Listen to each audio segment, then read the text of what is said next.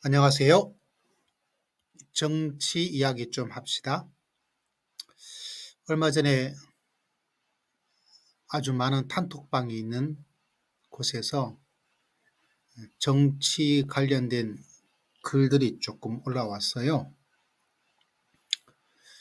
결국 거기에 들어와 있던 사람들이 방을 탈출하기 시작하고 탈출한 사람들을 또 불러들이게 하고 뭐 이런저런 여러 가지 이야기를 조금 있다가 흔히 말하는 정치 글을 올렸던 사람이 결국 방을 탈방했습니다. 또 다른 곳에도 그런 단톡방에 사건이 있었는데 다들 정치 이야기 하지 말자. 저도 한때 그런 사람 중에 한 사람인데 이대로 지나긴 조금 안 되겠다. 그래서 이 책을 가지고 정치 이야기, 정치를 이야기해야 되겠다.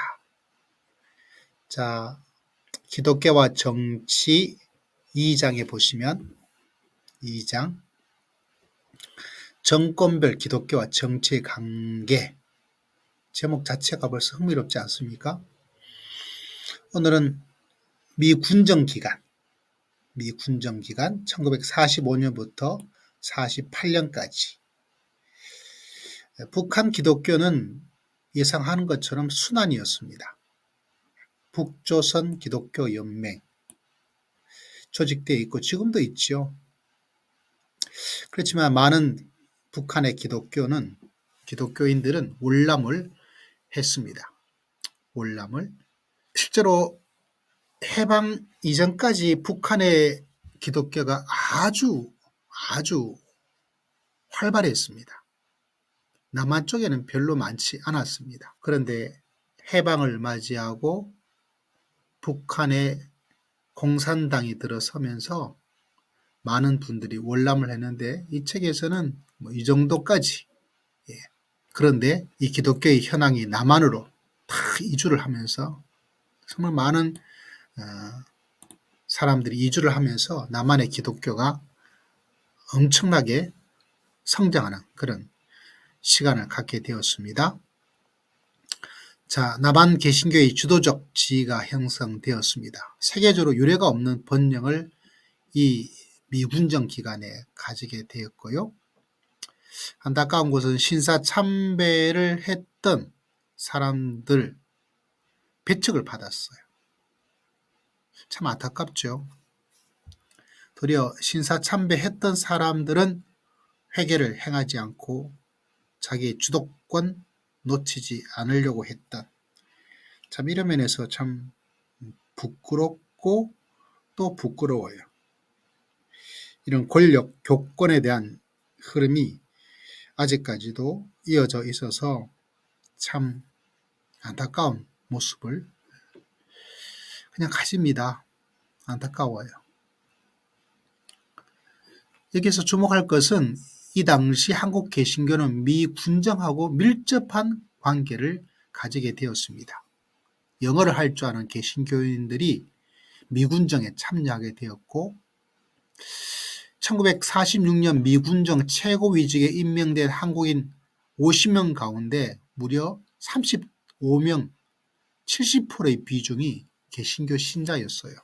최고의 권력 기관에 그 당시에 개신교 그렇게 많지를 않았을 터인데 무려 70%, 엄청나죠.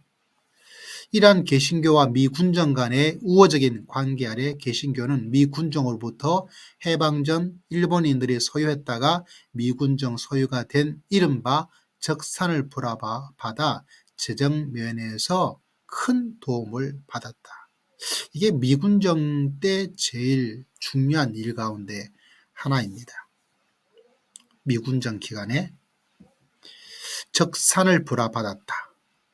일본인들이 소유했던 그거를 적산이라고 말을 했는데 그것이 기독교, 개신교에 그거를 넘겨주었어요. 흥미로운 기사 하나를 여러분에게 보여드리자면 미군정 적산불화 이병두의 근현대 불교 탄압사 이 블로그에 보시면 이런 글이 나옵니다. 패망한 일본이 남긴 토지 가옥에 100여 개의 기독교 시설이 건립이 되었다. 사찰 수십 곳도 개신교계의 불화를 받았다. 그러니까 일본인들이 세운 천리교, 장로교, 선결교단, 그러니까 이 사찰이 주로 이제 일본 천리교가 불교인가 봐요. 그 사찰들이 이제 개신교의 적산이라서 불화를 개신교에 엄청난 특혜였죠. 그래서 미군정 적산 불화로 기독교가 천도교, 유교를 제치고 3대 종교로 도약하는 그런 일이 일어나게 되었다. 이런 이야기를 하고 있습니다. 이 글 가운데 시간 관계상 조선신학교, 지금 한국신학, 한신이죠. 군정청에서 일본 천리교 교회를 빼앗아 자리 잡은 서울 성남교회 사진도 나와 있고요. 한국 최대 천리교 경성대교당 자리를 인수시켜준 곳의 영락교회, 이것도 불화를 받았습니다. 돈을 낸 게 아니에요. 덕수교회, 그것은 경동교회, 서울 장충동 신라호텔에 있던 방문사, 이게 불교교회가 인수해야 되는데 어떻게 된 것인지, 다시 말하자면 적산불화를 통해서 기독교가 자리를 남한에 잡게 되는 그런 놀라운 일들을 말해주고 있습니다.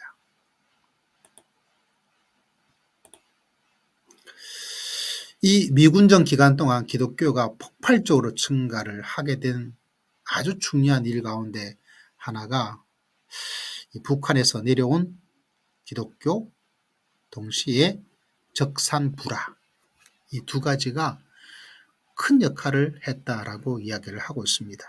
근데 이것도 결국은 미군정 정치예요. 그 정치와 기독교 종교가 아주 밀접하게 움직였던 것이 한국 역사입니다.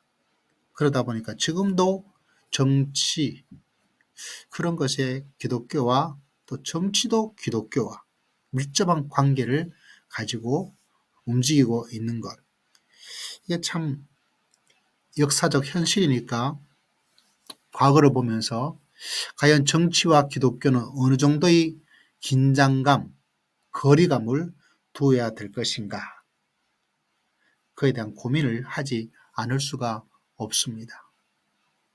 지금도 교회, 기독교의 이름, 목회자의 이름을 가지고 열심히 활동하고 있는 일들을 여러분이 목격하고 있죠. 여러분, 어느 정도의 거리를 두어야 될까요? 함께 고민하고 기도해 보십시오. 정치 이야기를 할 때 어느 정당이 지지하고 나는 이 사람, 이것보다는 기독교와 정치는 얼마 정도의 거리감을 두어야 될까? 아까 그 블로그에서는 과거를 청산하자라고 말을 하는데, 이 불화받은 적산가옥을 돌려줘야 된다라고 이야기를 하고 있습니다. 돌려줘야 될까요? 돌려주려면 어떻게 돌려줘야 될까? 이런 주제로 정치 이야기를 해보면 어떨까 싶습니다.